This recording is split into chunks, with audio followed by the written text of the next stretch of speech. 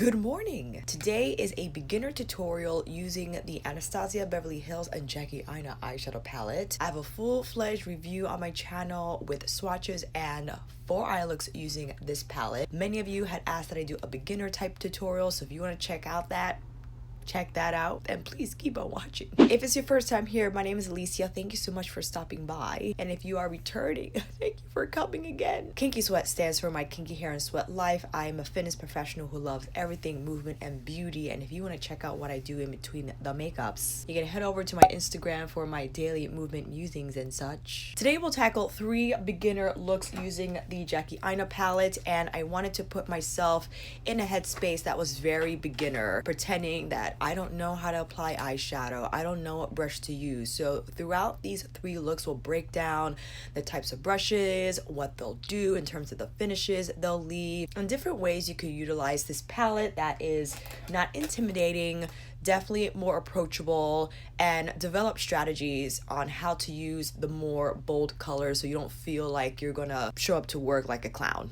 We're going to avoid that at all costs. All face makeup will be listed down below, as well as the brushes that I use. And keep in mind, the brush that I use doesn't have to be the brush that you use, that you have to go out and buy. We'll go over size, similarities, and function so you can kind of look into your collection and say, hey, this kind of looks like the brush Alicia used. Let's do it from there. Sound like a plan? Okay.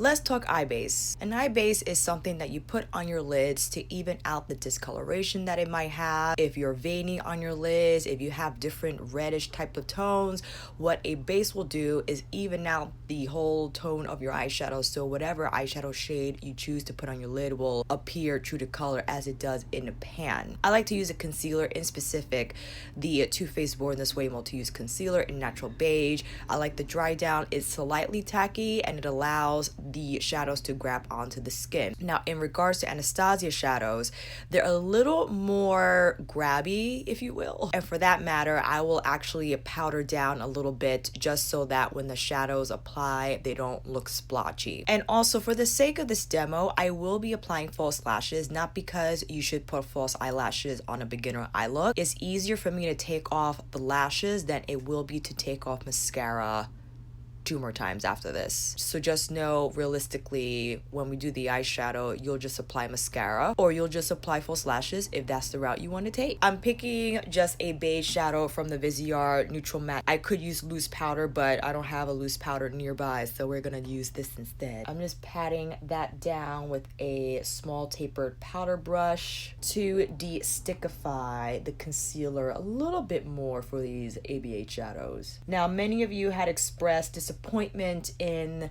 several ABH shadows you've used in the past irritated your eyes. 4 of these mattes are pigment, not eyeshadow, because they do have the potential to stain and also irritate the eyes because of the dyes used in the formula. If ABH doesn't work out for you, I know this is an ABH video, but you could also try Viseart. The pigmentation is outstanding, but they are eyeshadows and not pigments, and it will be less likely that they will irritate your eyes. Here are the shades. What can we do first? Well, if I were a beginner, I would go straight to ginger, and then you would ask yourself, well, how would I apply that? Okay, you could use several brushes. You could use a fluffy brush that's flat on both sides but has some fluff to the tips of it that will allow you to distribute product on the lid, but because of the fluff, you could also blend out the edges with the same brush. A more traditional shader brush is flatter on both sides, not as much fluff on the edge, and more ideal for shimmer shadows or metallic shadows that you're just placing on the lid. You could technically use this to blend out shadow into your crease, but I would much prefer that you use something fluffier like the 01 from Refer. If you want a more traditional crease brush, technically crease brushes designed in this way, this is my Tuckahoe B142, you can apply product with the crease brush on the lid and then use what it's originally meant for or optimally designed to do to blend out shadow into your crease. So take your hybrid of shader and crease brush with you here. You got it? You ready to go? Let's go in with ginger. Get some product on the brush. The first thing you want to remember is the area you apply the brush to first is the area that's going to get the most product. So if you want the most product to end up on the center of your lid, Or in my case, I would put it here because that's just how I roll. Let's try the outer corner. Pat down, right? You're doing good so far? Okay. And then once you pat down, just sweep it across the lid. See, you got some color on there. We're doing okay. I feel like you're too dark. Hold on. Oh, much better. I can see you now. Take more ginger. Tap off the excess so you don't get any fallout on your face. And continue going on the lid. Now remember what I said about picking a brush that has both shader capabilities as well as blending ones. This is where it's going to come into play. So you see the majority of the shadow is on the lid, but it kind of looks weird here, like there's some skips and such. So that's why you will take that same brush and use circular motions with no additional product and slowly start to bring the rest of the color into your crease. And there you have a little bit more color on the lid. Now this is okay. It just looks a little flat to me. There's shadow on the lid. You might not see it if you have small hooded eyes.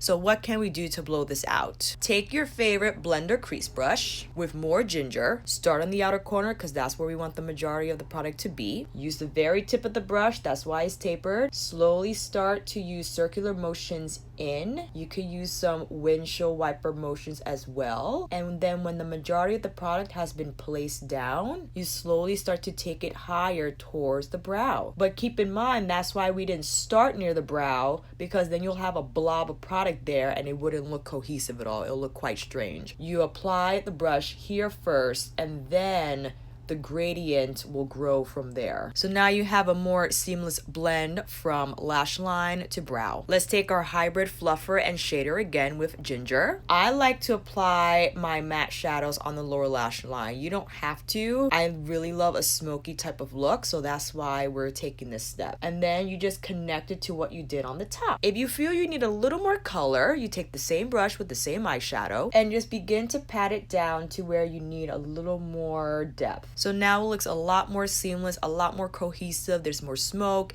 There's not just shadow on the lid. It doesn't look like, are you done? Are you gonna do anything else? Oh, okay. And if you want more refinement, you can take your hybrid brush and just pull it along the crease a little more. If you want more shadow to be towards the inner part of the lid, you could put some there. So you could end it here. You could apply your favorite highlight shade from a highlighter you want to use on your face or what have you. But since we have this beautiful palette, let's go in with a pencil type of brush. This is an Esum S31 and I'm taking the shade Soleil. You can do this wet, you can do this dry. And just to the inner corner of the eye, because that gives it a little brightness, a little more dimension, so it doesn't look so flat on the lid. You can keep it like this. If you want more depth, you can definitely go in with credit. If you don't know how to smoke out credit but you still want a little more intensity, take your flatter shader brush. So this is more flat than the original one we used, so I think more ideal to stamp along the lash line. With that said, let's take credit, looking down and not thinking about drawing a line, but stamping as you go. You just go bloop bloop. So think about sketching out versus drawing. And you could use a smaller brush. I just don't have a smaller brush with me right now because I'm so ill prepared for this video. And what else is new? Especially here, look down so you see where the shadow needs to go and it won't travel too high on the lid. You don't have to create a wing per se, but just kind of feather it out a touch when you get to the tip of the lash line, like so. And then that's it. That's all you need to do. The shape of the brush kind of creates that tip on its own. So don't feel like you have to draw a straight up wing with the shadow. You could, but this is a beginner tutorial, okay? All right, friends, I'm gonna do the other eye, put on some lashes, or you could apply your mascara, and I'll be right back. Here's the completed look, friends. I have Kiss lashes in the style Ritzy, and just along the lash band, I took a brown eyeliner. You can take any brand, any type, just trace along the band so it can mesh better with the dark brown shadow we put on the lash line. Here's a wide shot, and on the lips, I have Makeup Forever's Artist Color Pencil in Anywhere Caffeine, topped with Pat McGrath's Liquid Liquid Lust Gloss in Full Real. This is a very soft eye and I think a great start to this palette in terms of its use and shade selection. If you are a beginner and you don't know how to tackle it, we decided to put credit on as a smoky lash line, but again, as mentioned in the demo, you could apply it onto the outer corner or maybe just a little bit here on the outer third of the lower lash line to create more smoke. But ginger is a great color to use by itself because it has enough color just to kind of act as its standalone shadow look if you want all matte. Soleil is great on the inner corner just to brighten it a bit. If you are a deeper skin tone, I definitely would dip into either Credit or Pinker to get a little more color on the lid so it actually shows up. Ginger might be a great transition shade for you, but I'm not sure how it will translate just as an all over lid color. So definitely experiment with that and let me know down below what you discovered when playing with these shades if you are a deeper skin tone than me. I think we'll get into something a little more colorful, but again, we're going to break it down in a way that is approachable. You know what to do, know what brush to use, and not look crazy. So let's get into it. Here's the thing. Zam as well as Dollars have a very gritty texture and should be applied with a mixing medium or Max Fix Plus or your favorite setting spray. Usually if I were to deal with sponsored, Wigglies, or even Shookington, I'll apply those shimmers first and then use a matte to blend them out. With the exception of Dollars and Zam, I would apply these after the mattes, because if you try to blend out those shadows when already on the lid, you will get fallout because of those textures. Let's say you're like, Alicia, I want to go for it. I want to use the purple, but I don't know how to approach it. Take your favorite shader brush, flat on both sides, not as fluffy on the edge. Take Shookington, make sure you wiggle the bristles in the pan so you pick up enough product. We'll wet this. We're going to wet this from the get-go, and I'll tell you why in a minute. Pull it across the lid. I know, don't be scared. Just do it. Just get it on the lid. Taking a little more and I'm patting it down, and do pull down motions to control how far it goes up towards the crease. That's why we want to use the edge of the brush to trace that outline, and kind of lift with your brow to see how the shadow is actually applying on the lid, because if I just keep it as, I'm not going to see any of the portions that need more color. Take it again, wet, and I'm patting down on that section that needed more shadow. So when you wet it, you see how shinier it is and more purple it appears? That's definitely what we're looking for. So you could just, I mean, you want to keep it like this. I wouldn't, but no judgment here. I believe in you. I'm taking a much smaller crease brush. This is the Hakuhodo J146. This is the B142 that we used on the last look, but the difference in size will determine our success in how well we blend out the more bold shade throughout the crease. This is going to blow it out a lot faster because it's a bigger brush, but if you use a smaller crease brush, we'll have a little bit of control and maybe not an anxiety attack. So let's take Pinker with our smaller crease brush. Look down, start on the edge of where Shookington stops, right towards the crease. And remember what we said first, the place where you apply your brush first will get the most product, and we usually want it more on the outer corner. Once you distributed that product, you slowly start to take it. Maybe you start like this, windshield wiper motions, just to get it on the crease, right? Lift the brow a little bit to see what's actually happening in there, in these folds. And once you distributed the product, same brush with no additional shadow, start to take your circular motions very lightly. See, I'm not manipulating the skin. You want the bristles to glide over the skin. So that enables the shadow to move and blend and not appear splotchy and patchy. Look down, especially when dealing with the inner portion of the eye. Taking a little more Pinker, just a little bit more. Start on the outer corner again, like we did on the first round. Windshield wiper motions to distribute. Circular motions to blend. Now, I like to shape my shadow into a point, so I would actually switch my brush. So let's do that. Go grab your bigger crease brush. Wipe. No additional shadow. Okay, go over the edge of Pinker, use circular motions, and see how that starts to pull it out and shape it a bit better, and also make it appear more diffused. So now you have a really nice purple shiny lid and a cool warm mauve rose crease. If you didn't want to use Pinker, you could have used Big Wig, you could have used edges, You could have used ginger for all that matter. Shookington again, wet. You saw the blending kind of took away Shookington, so with that new shadow, use the tip of your shader brush to carefully trace along the edges of the crease.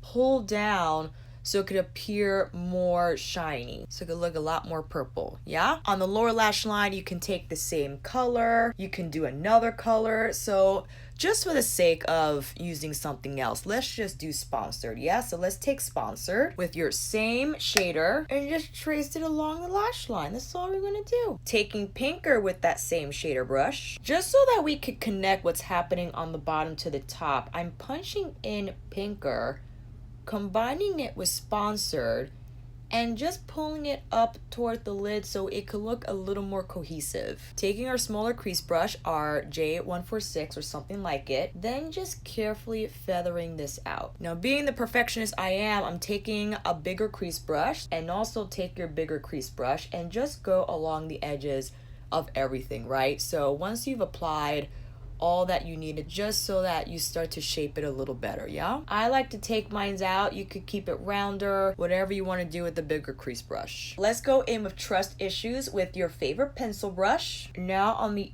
inner corner, ooh, that's pretty, pulling it around towards the inner third of both top and bottom. All right, friends, do the other eye and I'll be right back. Close up of the look, friends, and we have the same style Kiss lashes in Ritzy. And here you can see how Shookington looks on the lid and pinker used to blend it out, then sponsored on the lower lash line. Wide shot and on the lips, I have Charlotte Tilbury's Kissing Lipstick in the shade Hepburn Honey, lined with her lip cheat in Iconic Nude. Let's talk, because I don't want you to feel like you have to do this look, but I wanted to give you a beginner colorful look so you could use as an outline for the other shades in here. For instance, you could have still applied Shookington on the lid as we did, but then go in with a softer color like ginger or edges. And what that's going to do is kind of downplay the purple a little bit so it appears more approachable, because anytime you pair a matte like Supreme, Pinker, or Big Wig next to a metallic in the same tone family, it's going to appear more intense on the eyes.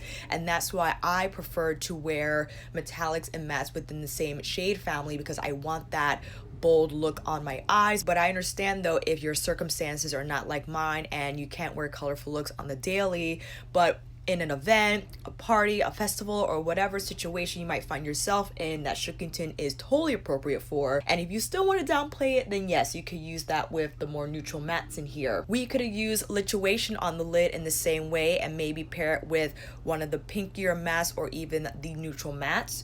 You could apply Wigglies, same way again. Zam, I might use Zam or Dwellas on the last look, just so I could show you how I would work with these metallic shades, not the same way that I worked with in Shookington, like you saw in the second look. And as far as the lower lash line, I think the lower lash line is mostly overlooked, and I think it's great real estate for more bold colors. So if you were to go more neutral on the lid, for instance, using Zam or Dwellas, you could have used Shookington or Sponsored, maybe not on the whole lash line, just on the inner third, and then go in with the more neutral metallic on the rest of the lash line, because it's such a great opportunity to invite color but still appear low-key and not too in your face, especially if you have a 14 pan shadow palette, and I myself love to use as many shades as possible. So let's get into the last look, how we could do a little neutral, a little color, and take it from there. See you in a bit. Let's take edges with our hybrid shader fluffer brush. Remember, first apply to where you want the most product, and in that case it will be our outer corner. Pat down like so. Okay, this will be a spotlight eye, so we need the brackets of matte on the outer and inner. So with the same brush and color, pat that down on the inner B. Okay, we got our 2 blobs of mattes down. What's next? Take your small crease brush with edges. Look down to know where you're going. Start on where you want the most product. Windshield wiper motions to connect your blobs of matte. You want that blob to visit that blob, then you need to create a blob bridge of matte. You got it? Okay. Once you got your blob bridge on, you take circular motions to further feather out that bridge. Taking our bigger crease brush, this time with a lighter matte. So this is why we're doing it. We want to create a little more dimension. So we have the medium shade already placed on our outer inner corner and a crease. Let's take the bigger brush with now ginger. That's going to now further blend out the edges, create a nice gradient, and because they're within the same tone type of family, warm, neutral, sitch, it's going to look fine. Starting again on the outer edge with ginger, windshield wiper motions first. Very lightly, very light pressure. You don't want to punch it into the skin. And then you take your circular motions to further blend closer to the brow. Looking down to see what you're doing. So you see that you don't see ginger exclusively, but it helped edges blend out and look a little more smooth. Are you doing good? Okay. Taking a little more edges with the same big crease brush. Windshield wiper motions first.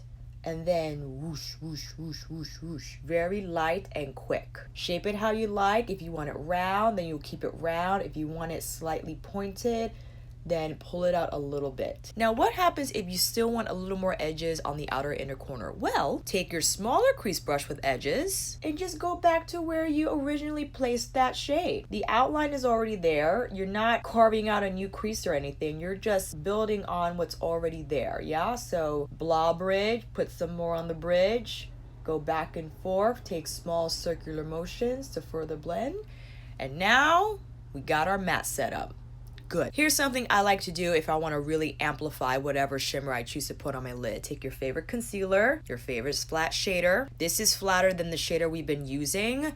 More ideal to use on the lid because for this purpose. We're not doing a crazy cut crease, but do pat down the concealer and use your brow to lift the lid. I then like to use my finger and just feather out the edges of the concealer. Pull down a little bit more and then pat down to blend. So we have like a nice setup for whatever shade we want to follow with. In this case, let's go in with Duolas with that shader brush here, wetting it absolutely.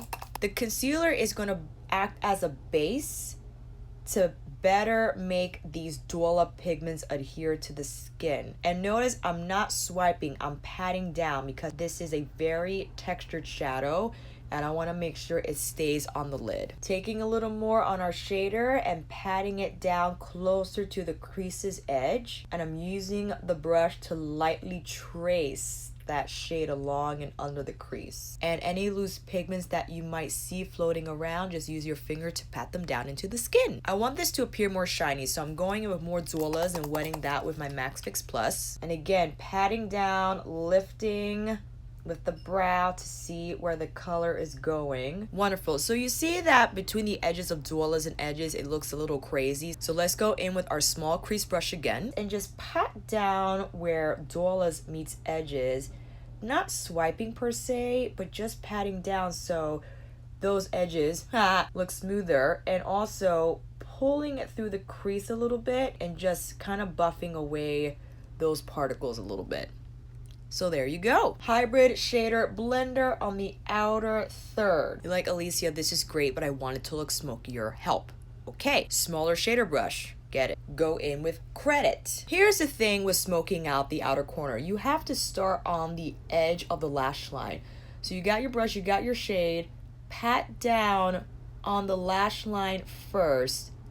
Travel up with that shadow, creating a bracket around Duolas, and then you use the tip of the brush, circular motions to further buff out credit. So you see how you created depth without going nuts? I'm taking a little more, patting it down more on the outer V. Again, circular motions to just buff it down. Now careful, you want to work bit by bit with a deep color like this.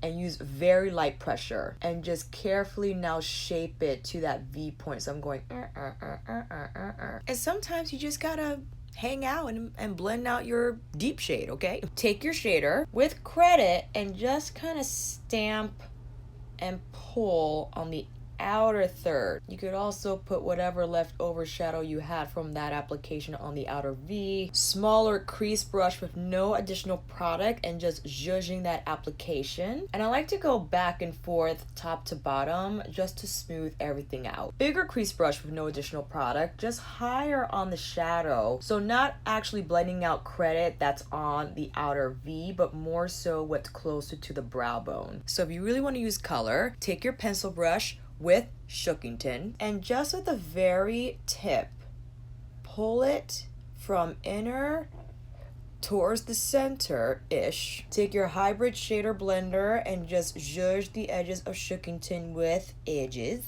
And once you've applied Shookington all over that inner third, use the brush to just smooth it out a little bit more. Let's take Soleil with the same pencil brush. Make sure you wiped it. And place Soleil in on as our highlighting shade for the inner corner. I like to use my fingers just to pat down the shadow so those edges could just look more blurred. All right, friends, let's do the other eye and I'll be right back. Here's a close-up shot of the look, and I decided to put mascara for this one because I'm actually headed out. This is the beginning of my day and just thought, well, I'm just gonna wear this eye look. And here's Dwellers up close. You can see it paired with edges, ginger, and credit as our lid smoke, and Shookington on the inner third, which I think adds a nice pop of color. And here's a wide shot. I have the same lip combo from the last look, Charlotte's Kissing Lipstick, Pepper and Honey, Lip Cheat in her iconic nude. And you can kind of see, although we have purple on the inner third, I don't think it overwhelms the look in making people question, oh, is that supposed to be purple, or what is she doing, what is he doing, like I don't know what's happening, what are they doing. I really love pairing bold shades with what's happening neutral wise on the lid. I think it's a great opportunity again to invite color into your eye look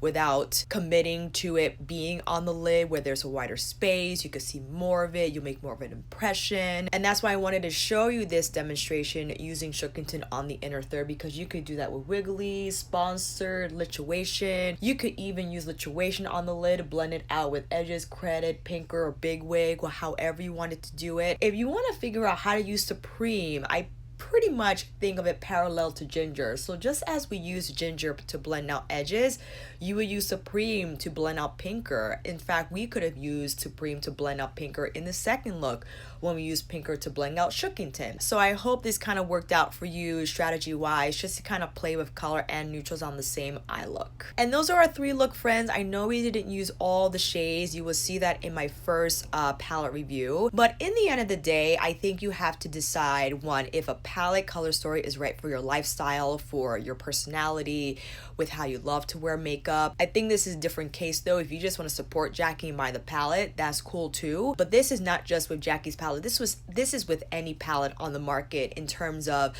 getting it because you see it on Instagram or you see your favorite influencer, and that's including myself use it. I use a lot of makeup. I wear a lot of makeup because again, I am in the fitness realm and I'm able to. So it just makes sense for me to buy palettes that have a lot of color, a lot of punch, a lot of textures, a lot going on, because I can use it. But if you're buying just to collect or you just want to have it or what have you, I'm not saying that's something you shouldn't do, but I don't think it's the best strategy if you do want to take advantage of a palette. And it's a great way also to save money and kind of decide and filter from all the makeup items that we have thrown at us at a daily basis to see, I love that, but it's not really gonna work out for my lifestyle. I'm not going to use that blue, I'm not going to use that hot pink, so why even bother buying it? In the case of the Jackie palette, I think this is a great all-around palette. I believe you have a lot of neutrals, a lot of bold shades, and many of you had asked that I do this beginner tutorial in hopes that maybe it's a little more approachable and a little more user-friendly